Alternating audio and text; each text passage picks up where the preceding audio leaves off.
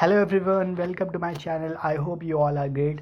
तो दोस्तों, आज हम लोग इस वीडियो में डिस्कस करेंगे इस्मत तारी व्यवस्था या स्थायी बंदोबस्त के नाम से जो जानी जाती है, जिसको इंग्लिश में परमानेंट सेटलमेंट कहते हैं। तो चलिए जानते हैं एक्चुअल में ये परमानेंट सेटलमेंट या स्थायी बंदोबस्त क्या था।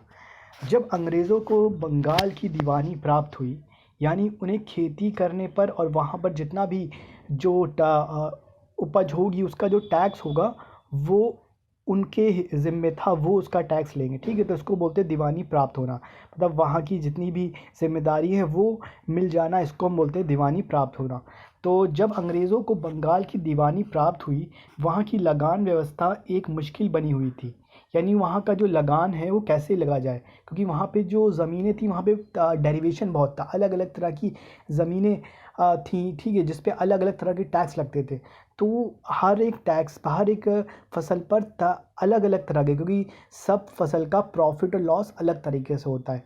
ठीक है, तो वहाँ पर लगान वसूलना काफ़ी बड़ी मुश्किल थी। ठीक, तो इसको लगान की व्यवस्था कैसे लगान वसूला जाए, इसको ठीक करने के लिए परमानेंट सेटलमेंट या स्थायी बंदोबस्त नाम की पॉलिसी लाएगी।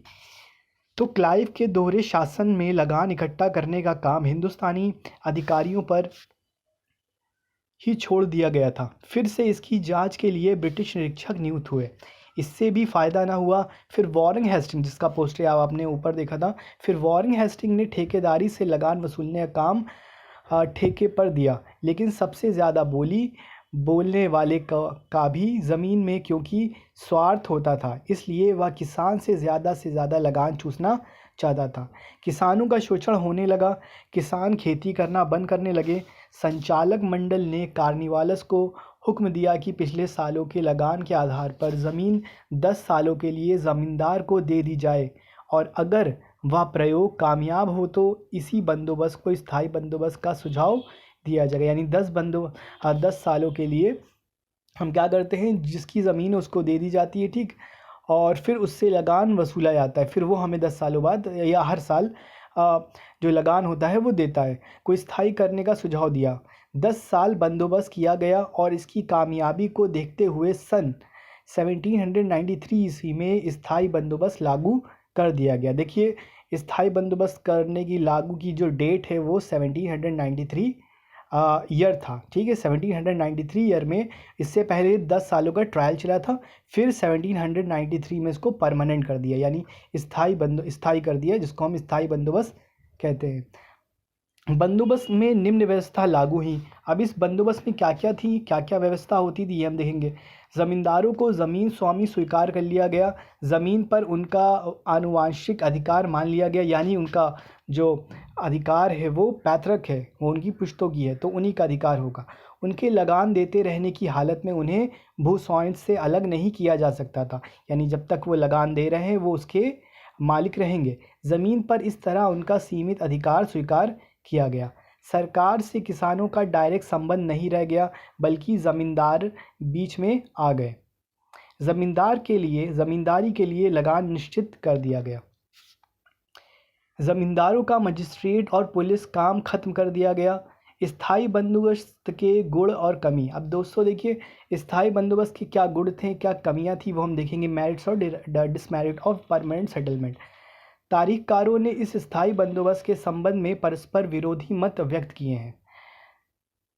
थार्नेटन के मुताबिक कार्निवालस का स्थायी बंदोबस्त अज्ञानता के गंभीर प्रभाव के कारण किया गया था। हकीकत में स्थायी बंदोबस्त विशुद्ध वरदान था और आर्थिक अराजकता, अनिश्चितता और विनाश के बाद बंगाल में कृषि की आम व्यवस्था लौट आई। बंदोबस्त की नई दरें कड़ी थीं, लेकिन आखिर में ज़मीन से उनके फ़ायदे सरकारी लगान से इतने ज़्यादा हो गए कि कृषि के विकास में ज़मींदारों की दिलचस्पी कम हुई। इसलिए कृषि का उतना विकास नहीं हो सका। इस बंदोबस्त ने ज़मीन का स्वामित्व देने वाले ऐसे नए अधिकार को जन्म दिया, जिनको अब तक इस देश में ना तो लोग जानते थे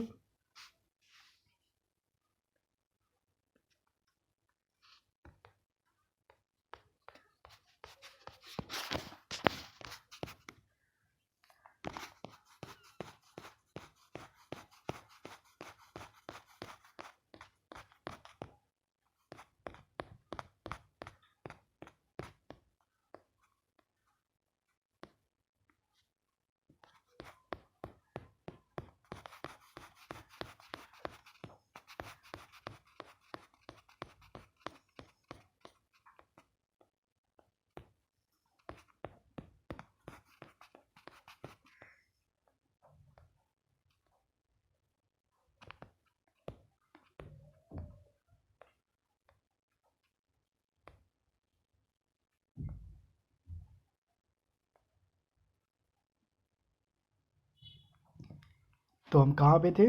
लोग जानते थे और ना किसी ने उनका उपभोग किया। स्थायी बंदोबस्त के गुण। बंदोबस्त के पूर्व जमींदार कंपनी के प्रतिनिधि मात्र थे जो लगान वसूलने में सरकारी मदद करते थे। इस मदद के बदले सरकार उन्हें पारिश्रमिक स्वरूप लगान का कुछ अंश दे दिया करती थी। लेकिन इस हालत में जमींदार भूस्वामी हो गए। उन्हें सरकार को लगान का एक निश्चित रकम देनी थी। हिंदुस्तान में एक ऐसे वर्ग का उदय हुआ जो हर एक हालत में अंग्रेज़ों का समर्थक हो गया, जिससे ब्रिटिश सल्तनत की नींव मजबूत हुई। आर्थिक नज़र से कृषि की तरक्की हुई। कृषि का असर कारोबार वगैरह पर भी पड़ा, जिससे उद्योगों और वाणिज्य का विकास हुआ। बंगाल में किसानों की जनसंख्या बढ़ने लगी। जमींदार की आर्थिक हालत में भी सुधार हुआ। उनके न्यायिक काम करने से छुट्टी मिली। उनके उत्तराधिकार कर खत्म कर दिए गए, जिससे उनका बोझ खत्म हुआ। इस व्यवस्था से सरकार को भी फायदा हुआ। कृषि, वाणिज्य और उद्योग की दशा में सुधार से सरकार को भी डायरेक्ट रूप से आर्थिक फायदा हुआ। राज्य की आय निश्चित और स्थायी हो गई। राज्य को लगान के लिए हर साल उत्पादन वगैरह का भी मुआयना करने की भी ज़रूरत न रह गई। न किसी तरह का परिश्रम व परवाह रह गई। साथ ही कंपनी के वर्कर्स को लगान व्यवस्था झंझट से मुक्ति मिली।